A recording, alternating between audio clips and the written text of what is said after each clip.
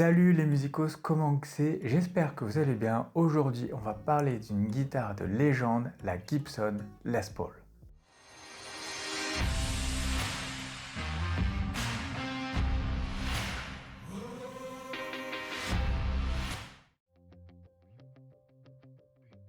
S'il y a bien une guitare qui est imprégnée d'autant de mystère, de légende, voire d'obsession, c'est bien la Gibson Les Paul. Et c'est bien de ces deux noms qu'est né cet instrument emblématique. Autant vous dire que chacun des deux parties a livré sa version des faits lors du développement du modèle mythique. D'un côté, on a Gibson qui assure que c'est un projet d'entreprise avec simplement Les Paul inscrit sur la tête du manche. Et de l'autre côté, Les affirme que c'était principalement son œuvre, sauf les pièces ratées au début de la commercialisation. La vérité se situe probablement entre les deux, mais ce qui est sûr, c'est que Les Paul a fortement conseillé à Gibson de fabriquer une solid body et que sans Gibson, il n'y aurait pas eu de production d'une guitare représentant le parfait mélange entre la tradition gibsonienne et les innovations techniques du XXe siècle. Dès le début des années 1890, Orville se montra précurseur dans la fabrication de guitares acoustiques. En effet, dans son petit atelier de Kalamazoo dans le Michigan, dans le nord-est des États-Unis, il inventa la première archtop. Totalement autodidacte le mec, et en fait on ne sait pas vraiment comment il a appris à fabriquer des guitares, des banjos et des mandolines. Il a su imposer un style révolutionnaire pour l'époque. En effet, il sculptait dans le bois massif la table et le fond de l'instrument, ce qui conférait à la table d'harmonie un pouvoir de vibrer librement. Ces guitares ont commencé à lui forger une réputation et en 1902, des hommes d'affaires l'approchèrent pour investir dans son entreprise et créer la Gibson Mandolin Guitar Manufacturing Company Limited. Néanmoins, 6 mois après sa création, on raconte que la petite quantité d'actions qu'il détenait dans l'entreprise a été vendue à un tenancier d'un bar local suite à une brouille avec la direction. En 1911, ses problèmes de santé le forcèrent à séjourner à l'hôpital et c'est le 21 août 1918 que Orville H. Gibson décéda. Même si je n'ai pas réussi à trouver beaucoup plus d'infos sur sa biographie, Orville laissa un héritage qui permettra à Gibson de continuer à grandir. Dans le respect de la tradition, Gibson continua à fabriquer des guitares, mandolines et banjos pour les États-Unis. Et des musiciens respectés comme Lloyd Loar commencèrent à travailler pour Gibson dans cet état d'esprit. Ce dernier a notamment œuvré pour améliorer grandement l'archtop en matière de sustain, tonalité et résonance. Et c'est ainsi que la L5 vit le jour en 1922 avec ses ouïes en forme de F et devint la guitare préférée des musiciens. Même Les Paul en a acheté une en 1928, mais il a rajouté un micro. Plus les années passent et plus la quête du volume bat son plein. Imagine, tu es guitariste, tu joues dans un orchestre et tu aimerais bien te faire entendre parmi la myriade d'instruments, comme quoi un saxophone peut vraiment jouer par-dessus toi.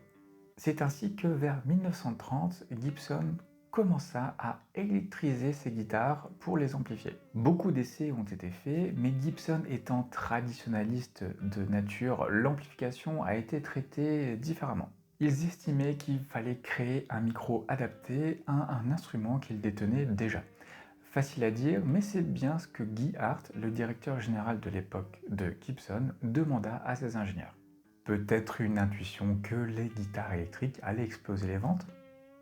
C'est ainsi que plusieurs guitares électriques ont vu le jour comme la Lapsteel E150 ou l'ES 250. Mais la quête du volume en demandait toujours plus et une vraie guitare électrique solid body allait voir le jour juste avant de rencontrer Lester Polsfuss. Né en 1915, Lester Polsfuss n'a pas tout de suite travaillé avec Gibson. Il devint musicien professionnel déjà à l'adolescence et passa par plusieurs noms de scène pour finir par celui de Les Paul. Mais Les n'était pas que musicien mais aussi bricoleur. C'est ainsi que petit, il construisit sa première guitare électrique avec la radio, le phonographe et le téléphone de sa mère. Balèze.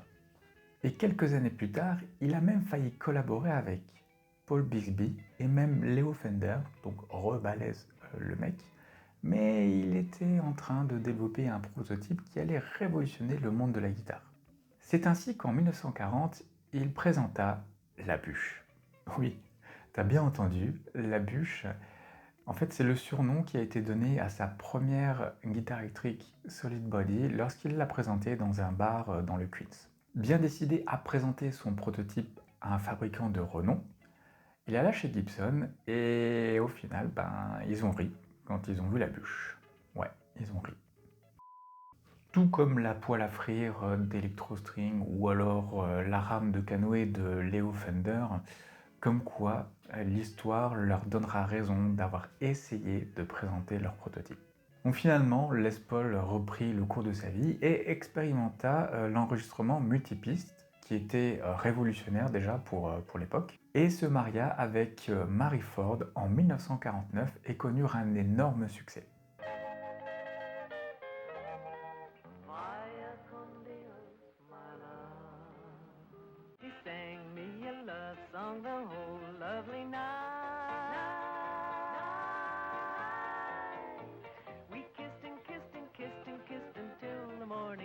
Mais pendant ce temps, un autre succès déclenchait la révolution dans le monde des guitares électriques Solid Body, la Fender Telecaster. Donc ce sera pour un autre épisode, alors si tu veux être au courant de la sortie du prochain épisode, n'hésite pas à t'abonner, c'est également important pour la promotion de la chaîne. Voilà, comme ça c'est placé.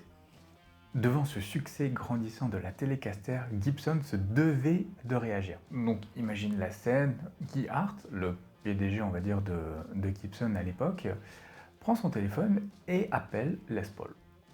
Oui, bonjour monsieur Les Paul, vous vous souvenez de la bûche? Oui, vous savez, cette excellente future guitare électrique Solid Body, est-ce qu'on pourrait en reparler?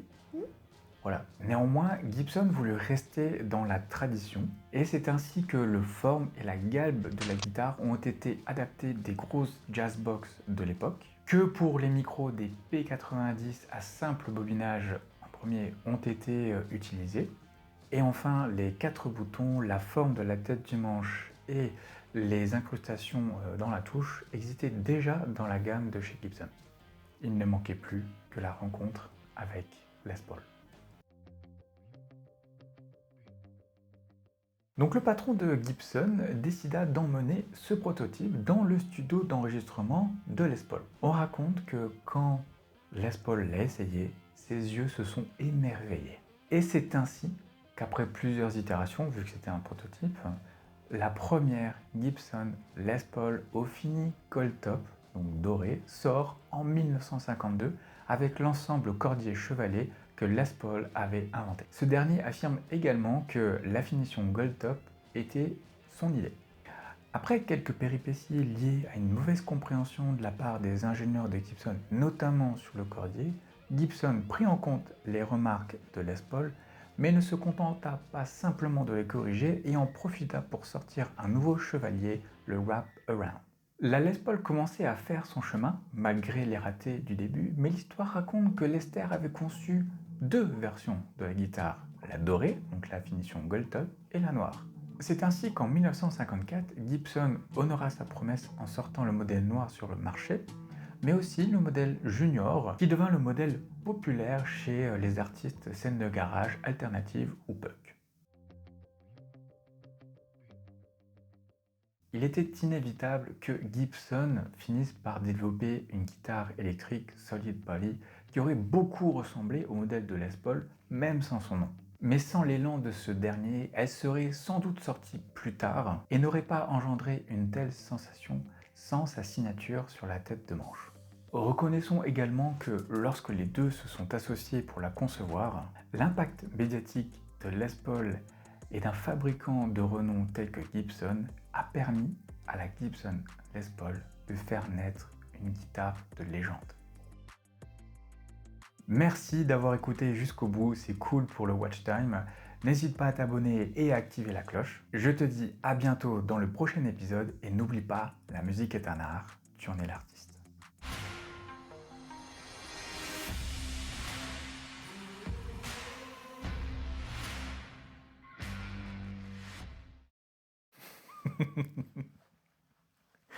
Franchement, si un jour il y a un monteur qui doit regarder, ça va être chaud, hein.